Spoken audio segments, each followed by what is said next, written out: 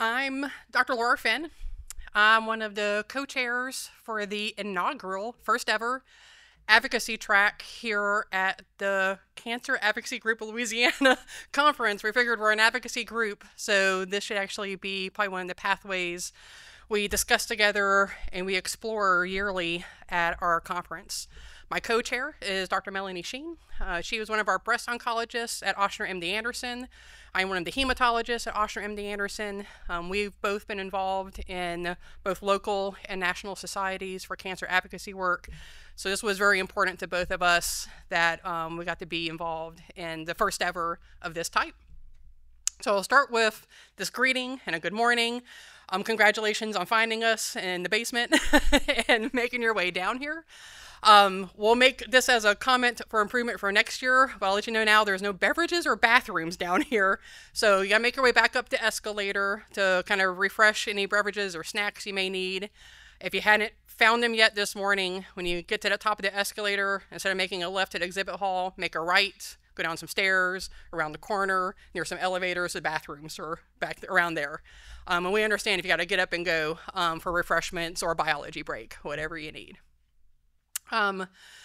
If you're at a chair or if you want to move up front where the tables are, we actually have some handouts because our first two talks today are going to be from representative of the American Society of Clinical Oncology. We have a handout on how to get involved in their advocacy work. We also have a handout for American Society of Hematology.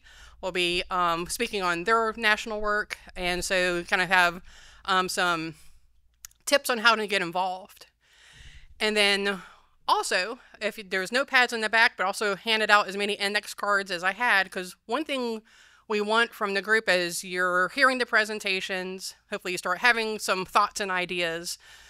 CAGLA meets, and when we meet as many types of representatives of state cancer representation, from patients to caregivers to nurses, pharmacists, physicians. And so we want ideas other than our own for what needs advocacy work. So those cards and those notepads are an opportunity to write thoughts down, give them to us so we can take them back to our board meetings and saying, these are thoughts that our audience and our community had. Okay? All right. So we're going to start off with, we're really excited to have this speaker. It's Sarah Lanford. She is representing the American Society of Clinical Oncology, or ASCO, if you're not familiar with that acronym. And she is the Associate Director of State Advocacy for ASCO and is here to talk about a topic really important, probably to any level of someone involved in cancer, a patient, a provider, a prescriber, and is discussing drug shortages that we've been dealing with for the past few years. Hey, good morning, everyone. Thanks for being here. My name is Sarah Lanford. Like Dr. Fenn said, I am the Associate Director of State Advocacy at ASCO. So most of my work focuses on state-level advocacy. We work in all 50 states with our state and regional affiliates. We have 47, soon to be 48 regional affiliates. Our regional affiliate in Louisiana is LOS, the Louisiana Oncology Society, and we're just really excited to partner with states to advance our shared priorities at the state level. But today I'm here to talk to you about drug shortages. But before I do, I just wanted to say thank you so much for the invitation. We're really glad to be here and part of the inaugural advocacy track at CAGLA. This is great. I'm originally from Houston, and I have a lot of ties to Louisiana, so I kind of jumped at the chance to spend some time here in New Orleans this weekend.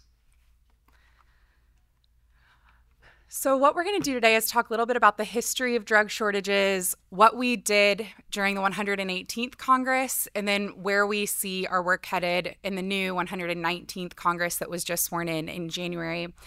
But to kick us off, I'm sure I don't really need to tell anyone in this room that drug shortages are not a new problem. It's been an issue for well over a decade, but I think really came to the attention of our members, and ASCO in particular, in the spring of 2023 when there were severe drug shortages for chemo drugs, for really basic chemo drugs like carboplatin and cisplatin. We heard so much from our members and decided that we needed to jump into action and use kind of our voice to find a solution at the federal level, and really to do a lot of education as well. So the first thing we did was we created a resource page on ASCO.org that is still there. If you just Google ASCO drug shortages, this will likely come up. You'll see a screenshot of it on the right. But we created a resource page on ASCO.org that includes clinical guidance for members, as well as an ethics paper, a list of the drugs currently in shortage, updates on their availability, and more resources. And we immediately began thinking about ways we could use media and do some outreach, both to the presidential administration, but also in coordination with a strong lobbying effort on Capitol Hill. So you'll see here we had quite a detailed media campaign. We have a wonderful communications team at ASCO, and they worked really closely with our federal advocacy team to map out a lot of different ways to engage both the public and the media, including through social media and the use of kind of DC insider political newsletters like Axios. And then we also did just a ton of media interviews throughout 2023 and 2024 on the radio, on television, and we had a lot of success with that. At the broad level, this resulted in resulted in social media videos with over 42,000 views, 35 different radio interviews, and in particular, a 4-minute interview with CBS Radio that reached an audience of over 15 million listeners across over 100 different media markets. And then just to kind of break it down month by month here, in December 2023, ASCO launched a really compelling campaign called the Impossible Choices ad campaign in Axios. You can see here it featured some images of pediatric cancer patients. It coincided with, a lot of this work coincided with Pediatric Cancer Month. And a lot of actions on the Hill, especially in the spring of 2024. But the idea here is that when drugs are in shortage, it falls to clinicians to make these really difficult choices about who gets treatment, often for patients with curable disease, right? So our clinicians are having to make these choices that they shouldn't be having to make in a country like ours, right? You don't really associate America with shortages of drugs that have been on the market forever. So that was a really compelling ad campaign that was going out through Axios, again, that Inside DC newsletter that a ton of Capitol Hill staff read and policy influencers read. So we had ads in Axios then, and we also had our then government relations chair, Dr. Jason Weston, who was invited to testify before the Senate Finance Committee. And that resulted in just a ton of earned media, right? When you go to Capitol Hill and you testify, there are always reporters there who are going to pick up on what you're saying, follow up with interviews. So it was really great that we got to be in front of such an influential committee in the Senate. You'll see in February 2024, ASCO's chief medical officer, Dr. Julie Graylow, was invited to testify before the House Ways and Means Committee, another very influential committee on the House side, resulted in another round of earned media.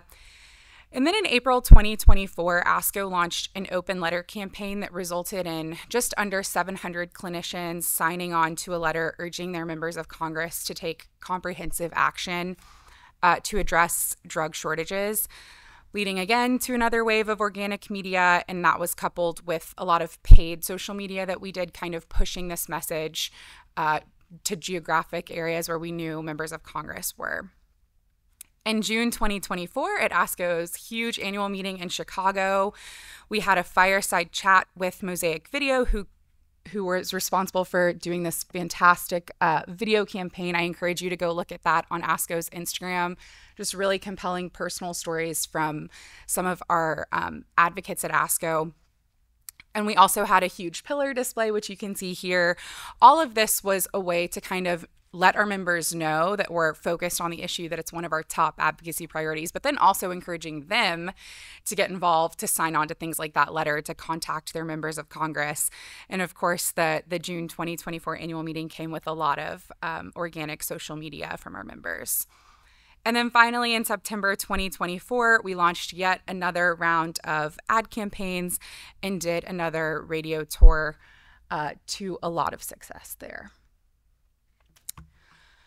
We also keep just always in really close touch with staff at the FDA and administration officials around oncology shortages, but agencies are limited by their existing authority in their response to drug shortages, and they often lack the tools needed to address what is essentially a failure of the market. So all of that means that congressional action is needed, and that's a place where ASCO has just been super, super engaged. So during the 118th Congress, drug shortages was our number one priority issue during our advocacy summit. And it, of course, remains a top priority issue as we transition to the 119th Congress, which was just sworn in January. Our federal lobbying team is working both independently as ASCO representatives, but also in the drug shortages task force to really pressure Congress into fixing this drug shortage issue, ending drug shortages. We have been asked to testify at 3 different hearings and have been asked to provide input on numerous legislative proposals, which you can see here.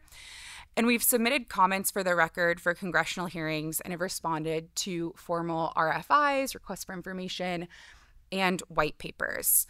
So during the 118th Congress, we ended up endorsing 8 bills that would have taken steps to address the issues, kind of those underlying issues that cause drug shortages. So you can see here Dr. Graylow testified in June 2023, House Energy and Commerce, and again in Ways and Means later the next year, and then Dr. Jason Weston at the Senate Finance Committee hearing in December of 2023. We've also engaged our members in contacting Capitol Hill, including ASCO board member Dr. Carolyn Hendricks, who spoke at a coalition briefing to Congress. And 46 of those state affiliates that I mentioned at the top of the meeting joined ASCO in a joint letter to Congress urging them to act. And on top of that, our members have sent nearly 2,000 letters to Congress that we've kind of helped them draft, and that is really easy for them to send, kind of sharing their personal stories with their elected representatives. And then during our 2024 Advocacy Summit, we had over 200 meetings with lawmakers to discuss drug shortages.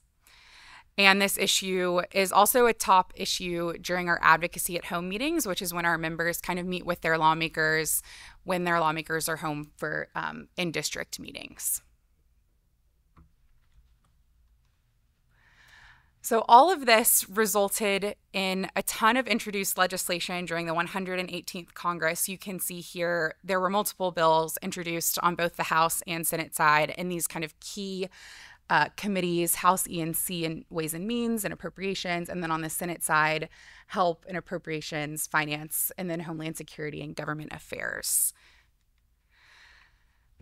But in January, a new Congress was sworn in, and with that comes new members, as well as the departure of some of ASCO's really big champions. We had a lot of members of the DOC caucus retire, some other folks who retired for different reasons. All of that means that there's a lot of education that needs to be done right now, just in terms of reminding members of Congress that this is an issue, but also getting them up to speed on what a drug shortage looks like, what that means for everyone, including, all the way from patients, pharmacists, clinicians, anyone who kind of comes into contact with a drug shortage and how they're impacted by that. So to that end, ASCO and our lobbying team are meeting with congressional offices quite often, I would say almost every day, to provide information and share resources. Of course, still working in coalition with the Drug Shortages Task Force, which you can see here has met with those really key committees. And our federal lobbying team, most crucially, is working on reintroducing the bills that were on the last slide that would kind of provide a comprehensive strategy for addressing drug shortages. And I'm sure at this point you're probably thinking, what is that comprehensive strategy? And it really looks like these 4 bullet points. This is what we've decided. And the key here is addressing the economic factors that drive generic manufacturers out of the market. And that includes considerations to stabilize the market with long-term contracts and guaranteed prices.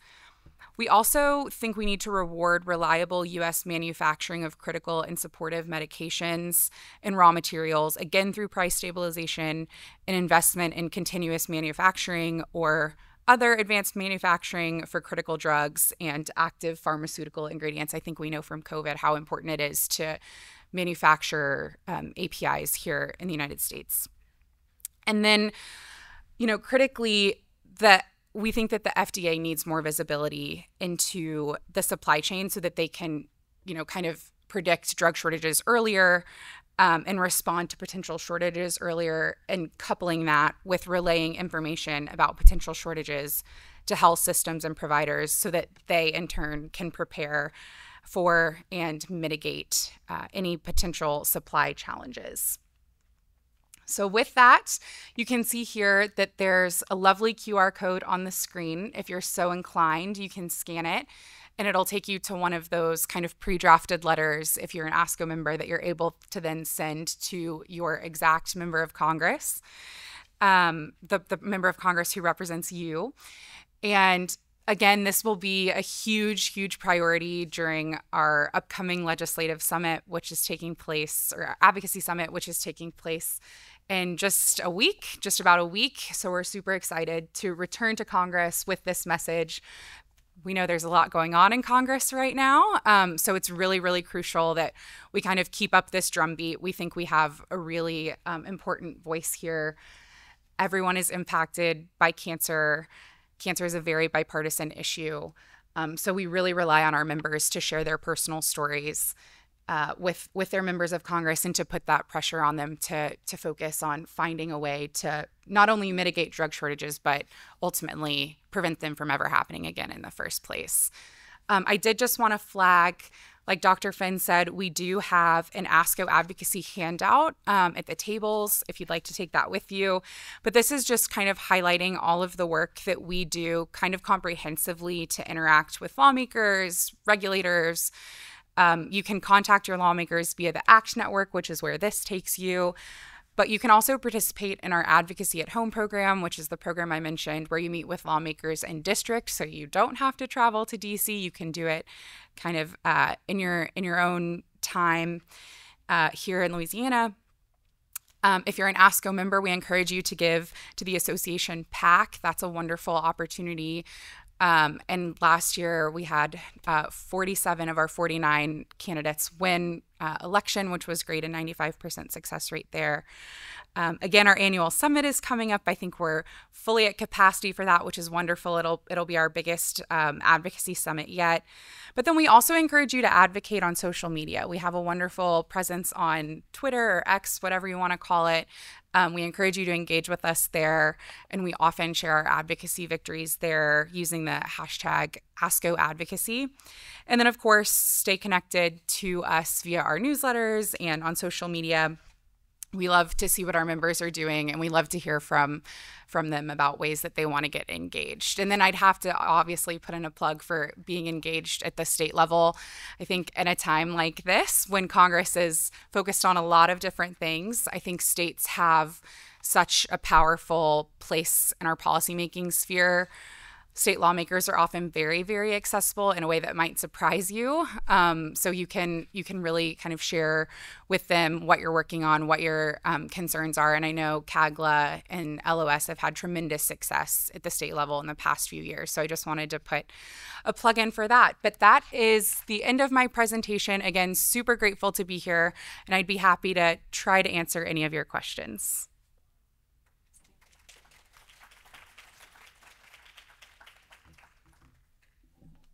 Any questions?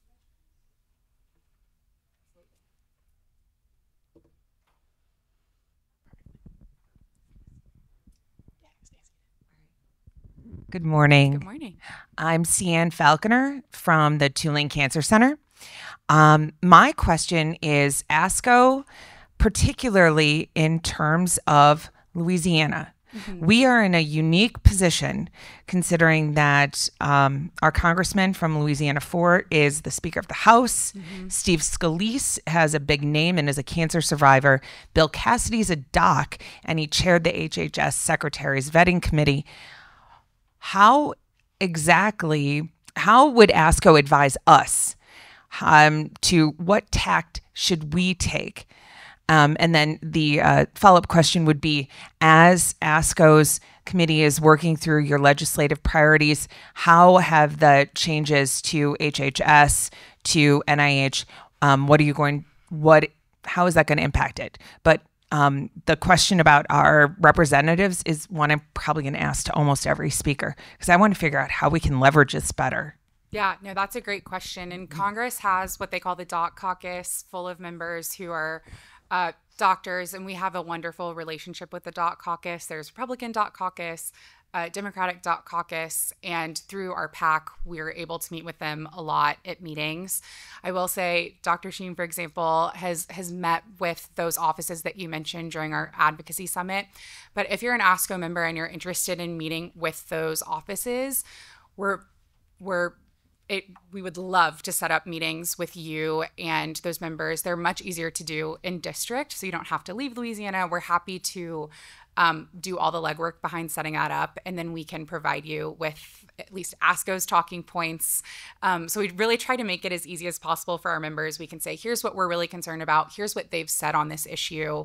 Here's where you might have a personal connection. For example, you said Representative Scalise is a cancer survivor. We always make note of that when we have kind of those personal connections we can make. But I mean, if you reach out to your lawmakers, that's always such a good first step. But if you have questions about who to reach out to, what the messaging should be, ASCO's happy to provide that, and I can give you my card. As to the second part, that's a lot more challenging. I think it's very safe to say that the federal landscape just looks really different than it did in November of last year, right before the election. And that's something ASCO is, to just be really honest, still working through, right? How much political capital do we have? What issues do we really want to focus on? And I think we've kind of landed on, for our advocacy summit, those are going to be NIH funding is always a huge ask for us. That remains unchanged, despite, a lot of announcements about NIH funding and research funding in general. We're always eager to fix prior auth. That's going to be one of our asks. We got a lot of traction on that last year, and I think it's something that, at least at the state level, I've seen an increased interest in following, to be quite honest, the assassination that happened last November. The United Health CEO, I think, brought to light a lot of issues with prior auth. And so I'm seeing interest in that like I've never seen before.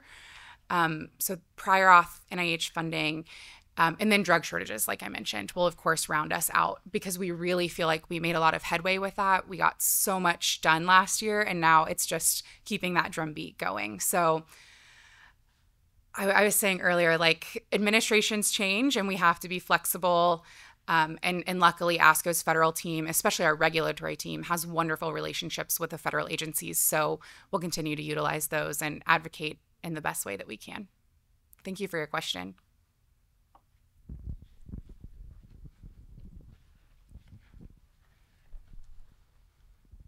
Hi, I'm Debbie Simonson, Chief Pharmacy Officer at Ochsner.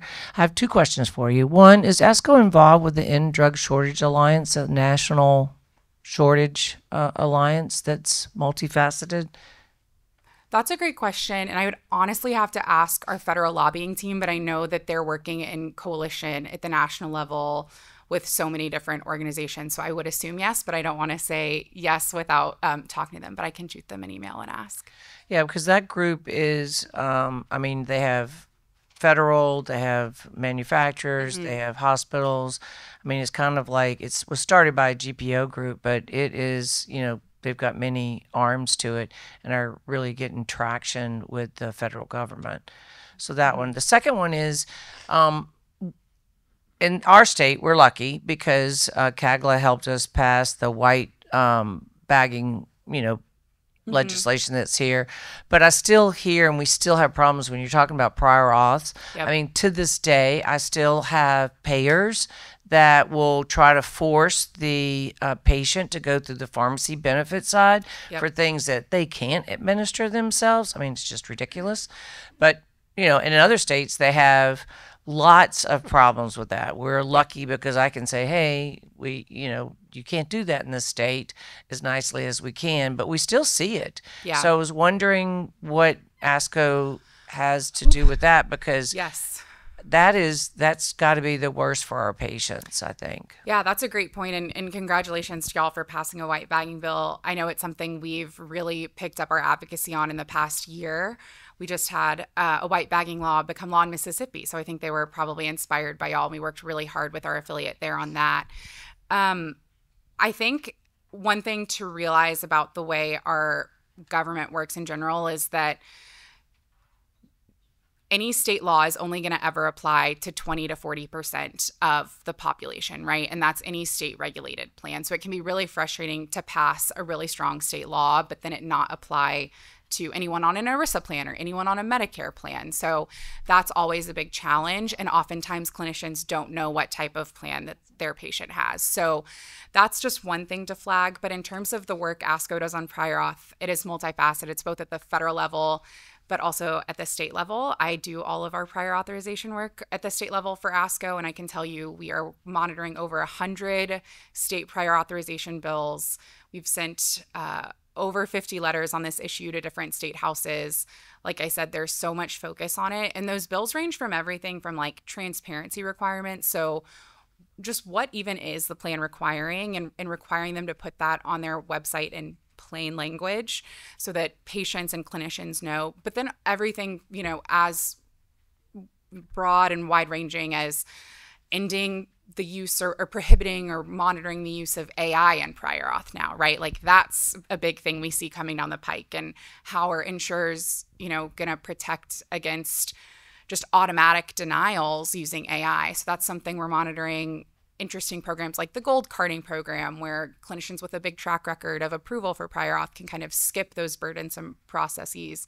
Continuity of care issues. Can a prior auth stay valid for the length of treatment if you're treating a chronic condition? So I've probably gone way off from your original question, but there's just so much states are doing on this, and there's such a wide range of bills that we're seeing. It's really an exciting time in this space. And ASCO actually just released last year a brief on the use of AI in prior auth, and kind of principles for how AI can and should be used. So there are going to be benefits, right? But we need to make sure that it's not just used to deny necessary care that clinicians think their patients need, and that often follows guidelines. Well, I'll have to talk to you offline, but Please yeah. we use AI in doing the prior auths. Absolutely. And that's the other thing, right? Like you get an automatic AI denial, and then you're using AI to appeal the denial, and that's a great use of AI, right? So it's a really interesting balancing act, and we totally recognize that there can be good, which is why we're not saying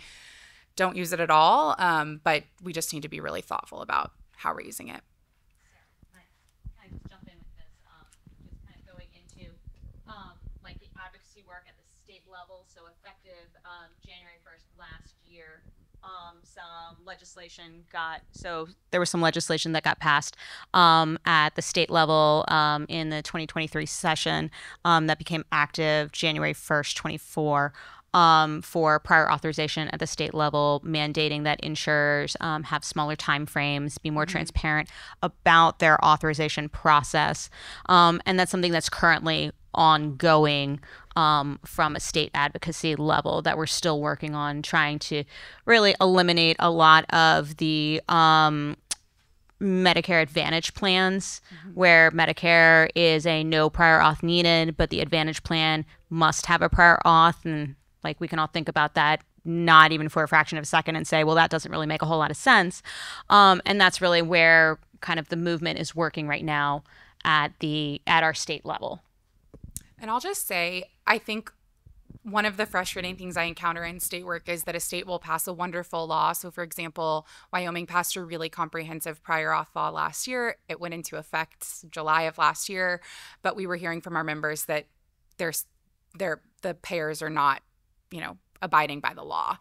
And then it becomes, how do you enforce it, right? Does the insurance department have the manpower needed to enforce it?